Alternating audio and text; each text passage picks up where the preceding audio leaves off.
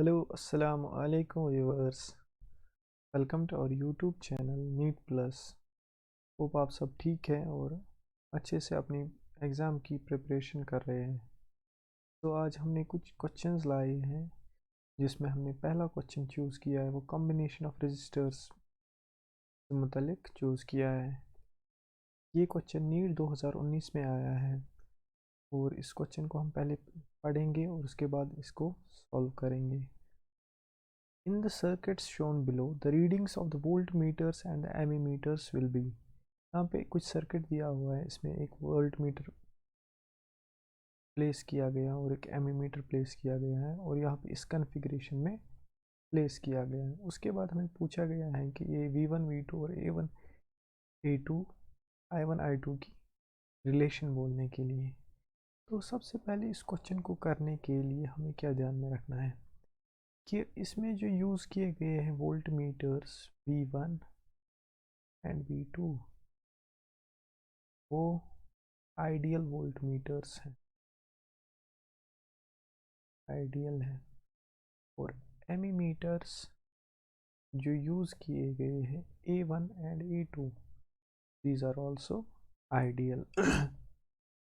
तो अगर ये आइडियल है तो इनका मतलब क्या है? आइडियल वोल्ट मीटर जो होता है उसकी जो रेजिस्टेंस होती है वो इनफिनाइट होती है। क्या होती है? इनफिनाइट। ये पहले हमें याद रखना है कि उसकी रेजिस्टेंस इनफिनाइट होती है। और जो हमारा आइडियल एमीमीटर होता है उसकी रेजिस्टेंस ज़ीरो होती है। कितनी होती है? ज़ीरो होती है। तो ये क्वेश्चन करने से पहले हमें ये दो पॉइंट्स मद्देनज़र रखने हैं। उसके बाद पहले हम इस सर्किट को एनालाइज करेंगे। आप देख सकते हैं, पहले हम इसको बनाएंगे।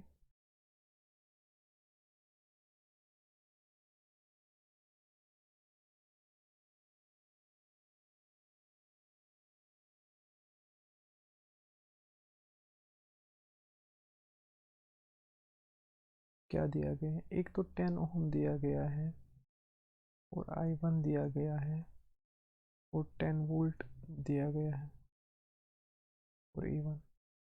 तो ये जो वोल्ट मीटर इधर प्लेस किया गया है इसकी रेजिस्टेंस क्या होगी एज पर दिस आइडियल? तो इसकी रेजिस्टेंस इनफिनाइट होगी। क्या होगी बच्चों? इनफिनाइट। और इस एमीमीटर की रेजिस्टेंस कितने ओम होगी? 0 ओम होगी। तो अगर हम इस क्वेश्चन को देखें, अगर हम पैरेलल में किसी भी रेजिस्टर को, इनफिनाइट रेजिस्टर को प्लेस करेंगे तो जो हमारी इक्विवेलेंट रेजिस्टेंस होती है वो आ जाती है, आप देख सकते हैं, वो आ जाती है less than the smallest, almost equal to smallest. तो यहाँ पे क्या होगा बच्चों? ये एक किस्म का ओपन सर्किट बन जाएगा ये वोल्ट मीटर, एक किस्म का ओपन सर्किट, क्योंकि इसकी तो रेजिस्टेंस इनफिनाइट है और इनफिनाइट रेजिस्टेंस का मतलब होता है ओपन सर्किट। और ज़ीरो रेजिस्टेंस का मतलब होता है शॉर्ट सर्किट, ज़ीरो रेजिस्टेंस। तो इस वाले को हम रिप्लेस कर सकते हैं डायरेक्टली बाय दिस। कर सकते हैं कि नहीं कर सकते हैं? तो इसका मतलब है ये वोल्ट मीटर में से कोई भी करंट पास नहीं होगी। अगर करंट पास नहीं होगी तो ये I1 ओनली पास इस रजिस्टर से होगी और जो कि है उसके बाद हमारे एमीमीटर से पास होगी। तो जो हमारा एमीमीटर की करंट है, A1 की करंट है, वो आ जाएगा ओम्स लॉ से V/R, that is 10/10, that is 1 ampere. तो जो हमारा एमीमीटर की करंट है वो 1 एम्पियर आ रही है। इसके बाद हमें देखना है कि जो वोल्ट मीटर है ये सब तो हमने पहले करंट निकालने के लिए किया। इसके बाद हमें देखना ये वोल्ट मीटर मेजर क्या करेगा, क्योंकि इसमें करंट कुछ पास नहीं होगी, तो ये इस वाले पोटेंशियल ड्रॉप को मेजर करेगा, यहाँ से लेके यहाँ वाले पोटेंशियल ड्रॉप को, जिसको हम V1 कहेंगे, जो कि ये वोल्ट मीटर मेजर करेगा। और जो V1 होगा वो होगा I1 इंटू 10 ओम, क्योंकि ये I1 इसमें से ही पास होगी, यहाँ से फ्लो नहीं होगी। तो ये I1 तो हमने निकाला 1 एम्पियर इंटू 10, तो ये 10 वोल्ट आ जाएगा। तो हमारा जो V1 आ जाएगा वो 10 वोल्ट आ जाएगा। तो हमने पहले इस सर्किट में देखा कि हमारा जो A1 आ जाएगा वो 1 एम्पियर आ जाएगा, और जो हमारा V1 है वो 10 वोल्ट आ जाएगा। सिमिलरली हम इस सर्किट को अब इसके बाद लेंगे। तो इस सर्किट को लेने के लिए पहले हम इसको ड्रॉ करेंगे।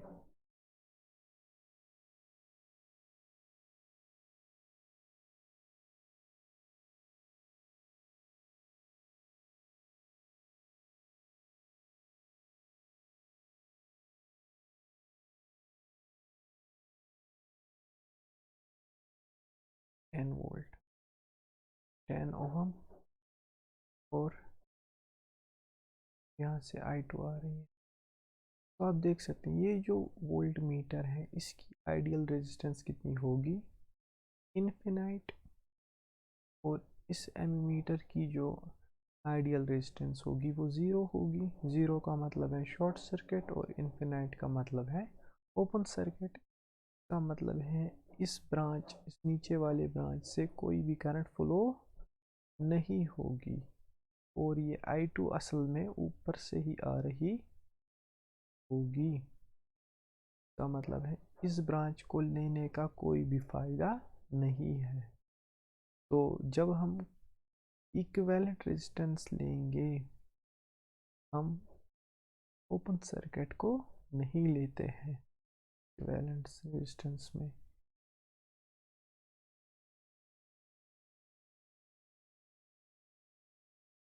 के बाद ये एमीमीटर से पास हो जाएगी।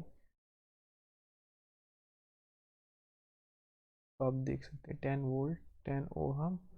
ये I2 यहाँ से पास होके यहाँ से पास हो जाएगी। तो ये I2 किसके बराबर आएगा, I2 आ जाएगा V by R, that is 10 volt by 10 volt, and this I2 will be equal to 10 volt को 10 by 10, तो ये 1 एम्पियर आ जाएगा। 10 volt by 10 ohm is equal to 1 ampere. तो हमारा जो I2 है वह 1 एम्पियर आ जाएगा। ठीक है, sorry for 10, I2 is equal to 1 ampere. इसके बाद ये जो वोल्ट मीटर है ये कौन सी वोल्टेज को मेजर करेगा, इसमें कुछ अगर हम देखेंगे, या तो हम इसमें दो मेथड है निकालने की। हमें KVL अप्लाई करना पड़ेगा, या तो हम ये लूप लेंगे ऊपर वाली लूप, इसमें हम निकाल सकते हैं V2 का वैल्यू, या तो हम नीचे वाली लूप से निकाल सकते हैं। अब देख सकते हैं, पहले एक बार मैं और ये डायग्राम बनाऊंगा।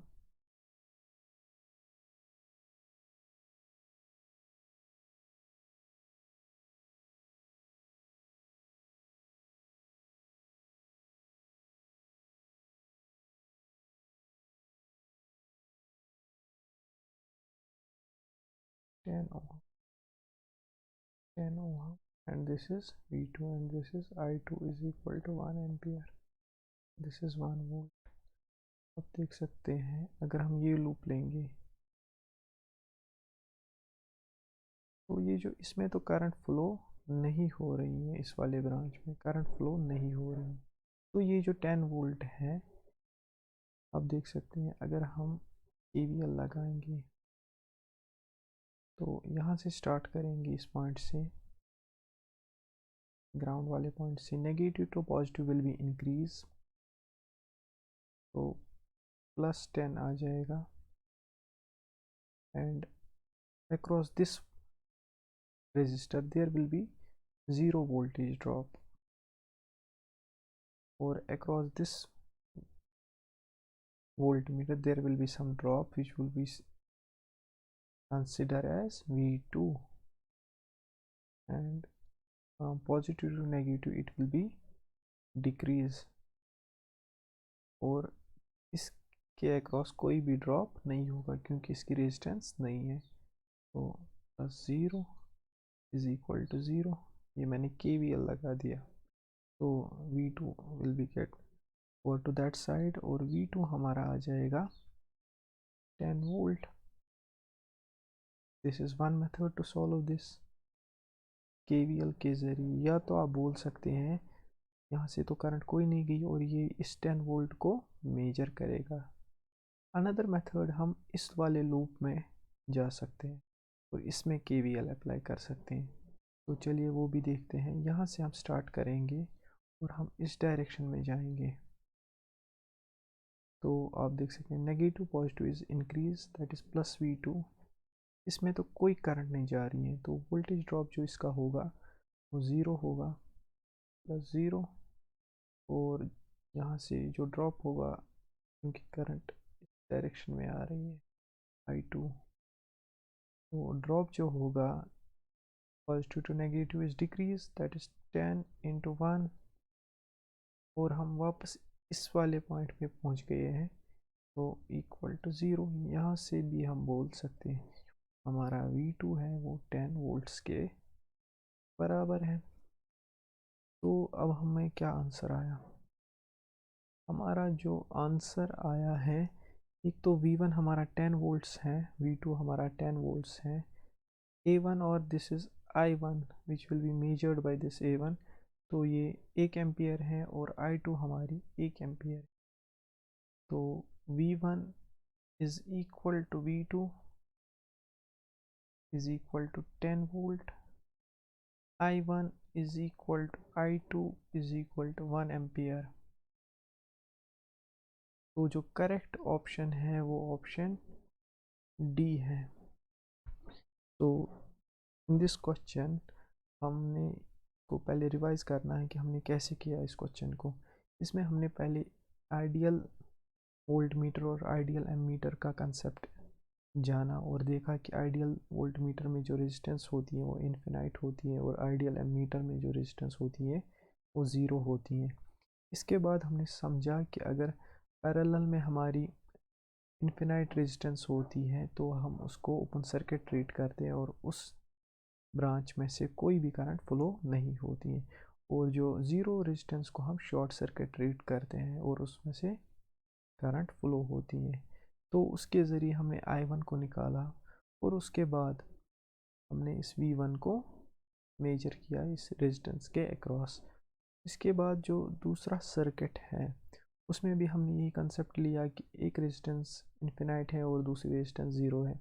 जब ये इन्फिनाइट होगी तो इस रजिस्टर में से करंट फ्लो नहीं होगी, तो सारी करंट ऊपर वाले रजिस्टर से फ्लो होगी जो कि एमीटर से फ्लो हो जाएगी। तो वो हमने ओम्स लॉ के ज़रिए 10/10 इक्वल टू 1 एम्पियर निकाला।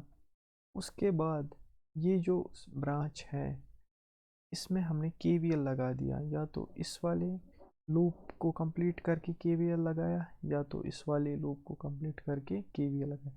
वहाँ से हमने V2 का वैल्यू निकाला, उसके बाद हमारा आंसर आ गया। एंड इसके बाद हम एक नेक्स्ट क्वेश्चन करेंगे जो कि नीट 2019 में आया है। तो पहला क्वेश्चन आप ले पढ़िए ये। 6 similar bulbs are connected as shown in the figure with a DC source, that is E, of EMF E and 0 internal resistance। इस वाले सोर्स की कुछ भी इंटरनल रेजिस्टेंस नहीं है।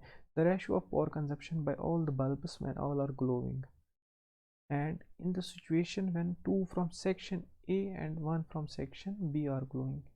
तो क्या दिया गया आप देख सकते हैं, दो सेक्शन दिए गए हैं। पहले मैं इसको थोड़ा सा जूम करूँगा। आप देख सकते हैं दो सेक्शन दिए गए हैं। ए एंड बी, इसमें ये सारे आपस में कनेक्टेड हैं, ये सारे एंड्स आपस में कनेक्टेड हैं और ये सारे एंड कनेक्टेड। हमको बोला गया है कि रेशो निकालना है जब ये सारे बल्ब्स ऑन होंगे। एक तो उस वक्त का रेशो, पावर कंजप्शन का रेशो डिवाइडेड बाय इस सेक्शन में 2 ऑन होंगे और इस सेक्शन में 1 ऑन। तो हम कैसे करेंगे? आपको तो पता है बल्ब्स क्या होते हैं, बल्ब्स तो असल में रजिस्टर्स ही होते हैं। तो हम इसको रजिस्टर से रिप्लेस करेंगे। सेक्शन ए वाला 3 रजिस्टर आ गए, सेक्शन ए वाले, और सेक्शन बी वाले 3।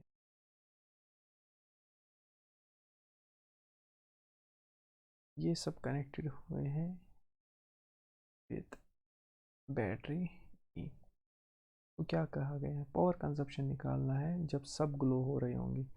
तो जब सब ग्लो हो रहे होंगे तो उनका मतलब है सब कनेक्टेड है। तो आप देख सकते हैं अगर हम एक का आर रखें, क्योंकि सिमिलर है तो सब का आर हो जाएगा रेजिस्टेंस।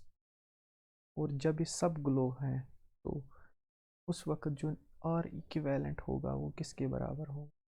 वो पहले हम देखिए कैसे करेंगे। हम सेक्शन ए का निकालेंगे तो सेक्शन बी का निकालेंगे, पैरेलल कॉम्बिनेशन है ए का, ये 3 और ये 3 भी पैरेलल है।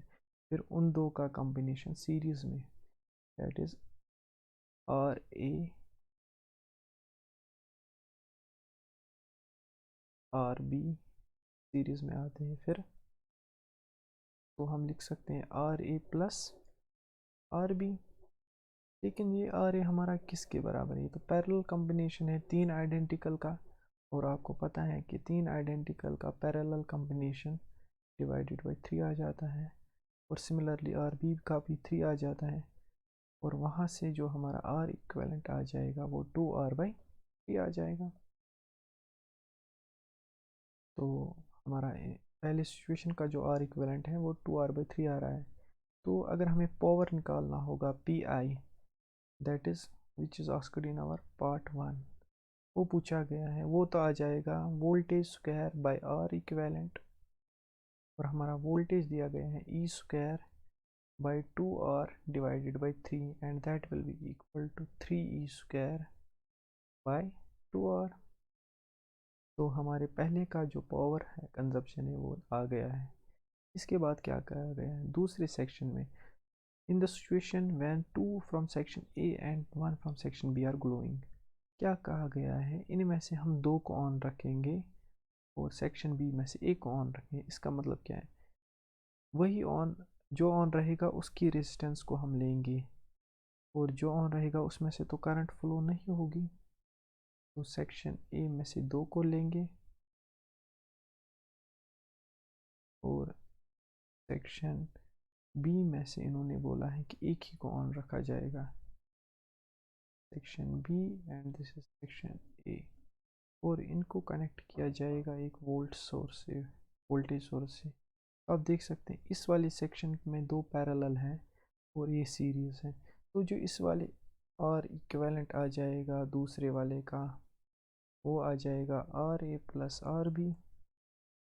और जो हमारा आर है 2 पैरेलल है आइडेंटिकल सिमिलर डिस्टेंसेस, वो R/2 आ जाएगा, plus R/2 plus R is equal to 3R/2। तो सिचुएशन 2 में पावर कंजप्शन जो आ जाएगा, जिसको हम P ऑफ 2 बोलेंगे, वो आ जाएगा V square by R equivalent of 2। तो वो आ जाएगा E स्क्वायर बाई 3R/2, और वो आ जाएगा 2E स्क्वायर बाई 3R। तो अब हमें क्या करना है? हमें रेशो निकालना है 2 केसेस का, एक तो ये वाला केस और ये। तो रेशो किसके बराबर है? रेशो बराबर है P I by P2। P I हमारा है 3E square by 2R whole divided by 2E square by 3R। और ये आ जाएगा 3E square 2R times inverse हो जाएगा 3R/2E square. R and R will go, E square and E square will go, 3 3 are 9 and 2 power 4, तो ratio हमारा जो है वो 9:4 है। तो जो इस क्वेश्चन का करेक्ट आंसर है वो है ऑप्शन सी, दैट इज़ 9:4। तो ये आसान क्वेश्चन था, इसमें कुछ कॉम्बिनेशन दी थी बल्ब्स की जिनको हमने रजिस्टर से रिप्लेस कर दिया है, और फिर पहले में सब बल्ब्स ऑन थे और उनका पैरेलल में आर ए निकाला और आर बी जो कि फिर सीरीज़ में आ गया और इक्विवेलेंट रेजिस्टेंस निकाली, और फिर उसके बाद पावर की फॉर्मूला यूज़ करके पावर निकाला। और दूसरे केस में हमने सेक्शन ए में ओनली 2 बल्ब्स को ऑन रखा और सेक्शन बी में एक बल्ब को, और आर ए हमारा R/2 आ गया और आर बी आर आ गया, उनको सीरीज़ में लिया और 3R/2 आ गया। उसके बाद हमने उसका पावर निकाल दिया और उसके बाद उन दो पावर्स का रेशियो आ गया। So thank you for watching these lectures. Hope you like it, and also you practice more and more questions like this, so you will get confident in doing these questions. Thank you for watching my videos. Please like and share this video and subscribe this channel. Thank you.